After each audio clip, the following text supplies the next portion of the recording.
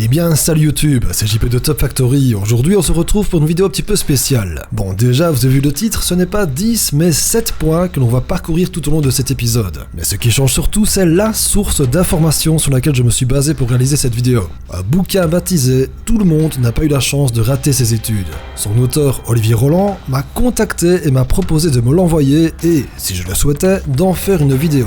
Je l'ai donc lu avant de donner ma réponse et, vous l'aurez deviné, le livre m'a beaucoup plu. Du coup, j'ai accepté et rassurez-vous, ce n'est pas une publicité car j'ai une liberté absolument totale d'en parler. Il ne m'a pas donné de conditions spécifiques et vous aurez même droit à un extrait gratuit. Je vous en reparle un petit peu plus loin car il est temps de vous présenter 7 astuces pour réussir votre vie.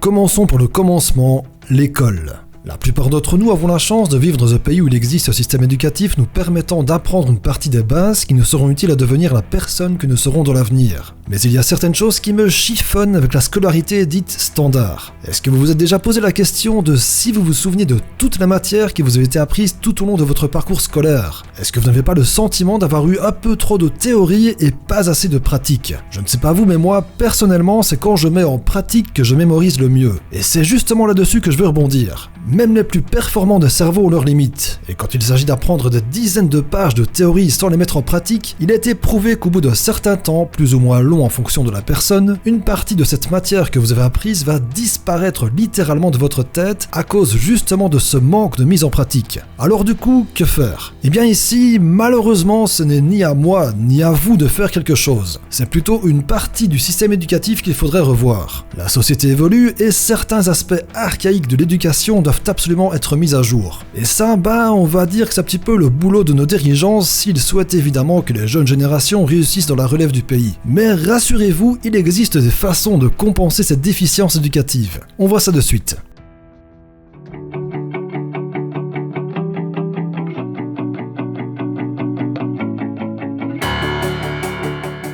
L'intelligence. En voilà un bien grand mot qui est souvent très mal utilisé. Quelqu'un d'intelligent n'est pas forcément quelqu'un qui a fait des hautes études tel qu'un médecin ou un astrophysicien. Une personne intelligente sera capable tout simplement d'utiliser sa propre logique afin de résoudre des problèmes dans une situation nouvelle. Et ça, croyez-moi que c'est à la portée de tout le monde. En fait, votre intelligence est un petit peu comme un muscle. Plus vous allez l'utiliser et plus elle va se développer. Et ça, c'est pas moi qui le dis. Ce sont de nombreux chercheurs qui l'affirment après avoir expérimenté le développement de l'intelligence sur des groupes de plusieurs personnes. Par exemple, en 2008, le docteur Susan Jeggi et son équipe utilisèrent un logiciel d'entraînement cérébral de leur création qui a permis de constater une élévation significative du quotient intellectuel de plusieurs personnes ayant utilisé le logiciel sur une période allant de 8 à 19 jours. Et quand je dis élévation significative, le mot est faible pour certains d'entre eux qui ont vu le résultat augmenter de plus de 40% par rapport au début des tests. Que faut-il en penser? Eh bien, réussir sa vie ne veut pas forcément dire réussir ses études. Le succès dans la vie peut aussi et surtout venir grâce à votre capacité à résoudre vos problèmes de manière intelligente. Et l'intelligence, ça se travaille.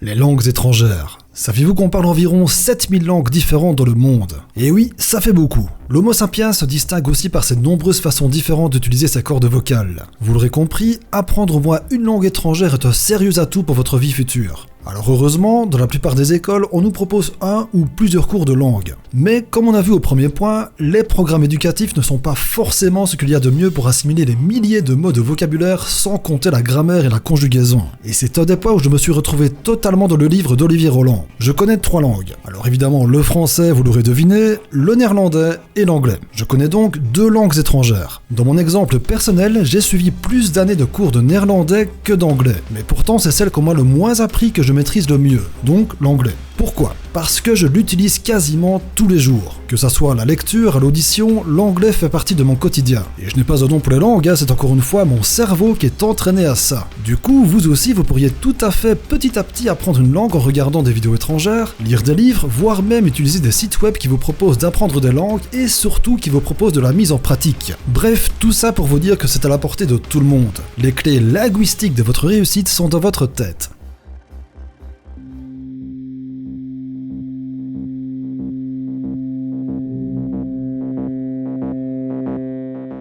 self-control, connu également sous le nom de volonté. Il s'agit là de l'un des éléments clés qui feront que vous atteindrez vos objectifs. Il ne suffit pas de penser à votre réussite, il faut aussi la vouloir. Et c'est même encore plus important que le développement de votre intelligence, car si on n'a pas la volonté, on ne se donnera jamais les moyens d'obtenir ce que l'on veut. Le meilleur exemple est sans doute l'utilisation de votre temps. Qui ne s'est jamais retrouvé en perte de motivation seulement 2 ou 3 jours après s'être dit « Je vais commencer le sport, je vais manger ça, je vais bouger de chez moi » et au final, vous vous retrouvez pendant des heures devant votre PC avec un pack de bière et une montagne de cheeseburgers. Et ça, vous n'avez pas vraiment voulu. C'est juste que votre volonté n'a pas été assez forte pour rester face à vos objectifs que vous vous étiez fixés. Et en plus, au fond de vous, vous en êtes conscient. Du coup, que faire? Eh bien, tout comme l'intelligence, la volonté peut se travailler comme un muscle. Fixez-vous vos objectifs, écrivez-les en grand à un endroit visible, parlez-en à vos amis pour qu'ils vous soutiennent et surtout ne lâchez rien. Alors au début ça va pas être drôle, il faudra faire littéralement des efforts et puis progressivement, votre volonté deviendra quelque chose de naturel et de fort. Vous n'aurez plus à vous torturer entre votre banc de musculation et votre PC.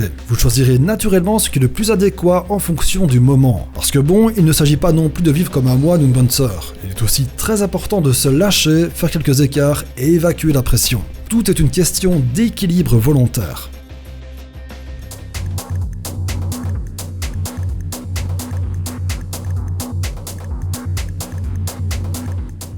Le sommeil, faire dodo, rejoindre les bras de Morphée.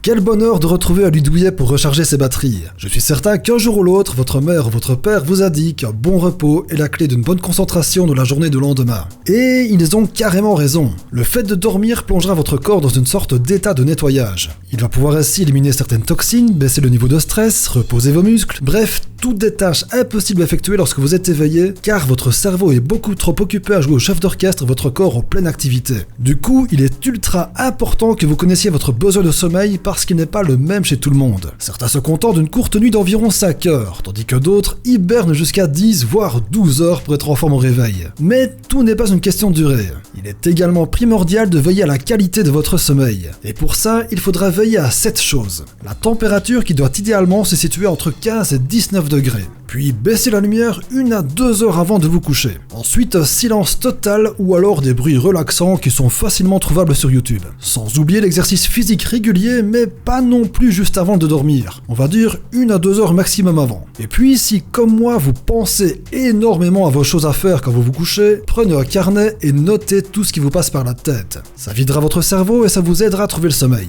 Autre chose de parfaitement naturel, une activité sexuelle en solitaire ou mieux à 2 est un excellent moyen de vous endormir facilement. Et enfin, considérez votre chambre comme le lieu où vous vous ressourcez. C'est un lieu de sommeil et de repos. Évitez donc d'y travailler ou d'y faire quoi que ce soit qui pourrait maintenir votre cerveau en pleine activité. Voilà, donc si vous êtes au lit en train de regarder cette vidéo, c'était peut-être pas le meilleur endroit.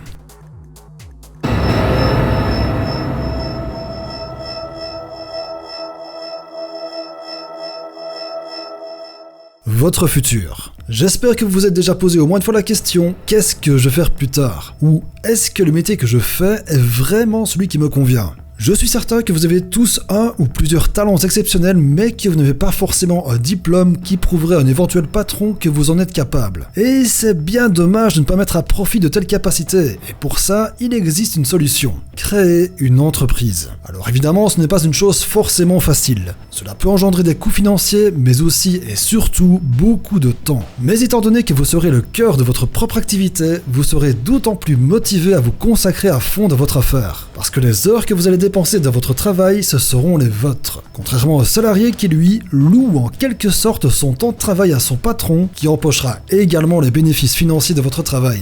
Bon, après, ça convient totalement à certains de dépendre d'un dirigeant et de disposer d'une sorte de sécurité d'emploi. Mais en tant qu'entrepreneur, si vous avez une solide volonté, c'est vous qui assurerez votre propre sécurité professionnelle et qui aurez un total contrôle sur comment votre vie évoluera. Et si ça vous dit d'en savoir plus, je vous conseille d'être très attentif à ce dernier point qui arrive.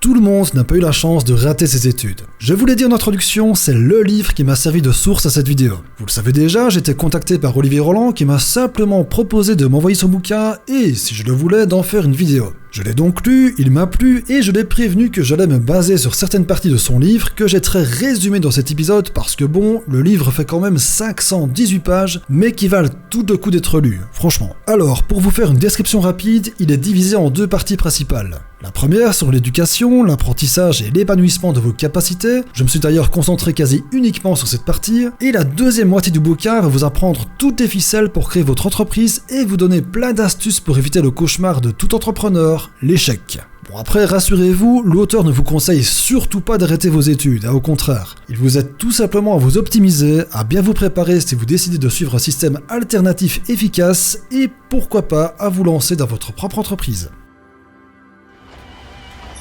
Et voilà les amis, épisode terminé. Si ça vous dit de lire un extrait gratuit du livre qui vous donne les 3 principes pour réussir dans tous les domaines de votre vie, il suffit de cliquer sur le lien en bas à gauche de l'écran ou dans la description. Moi je vous dis à très vite pour une prochaine vidéo, alors en attendant, prenez soin de vous les amis. Ciao.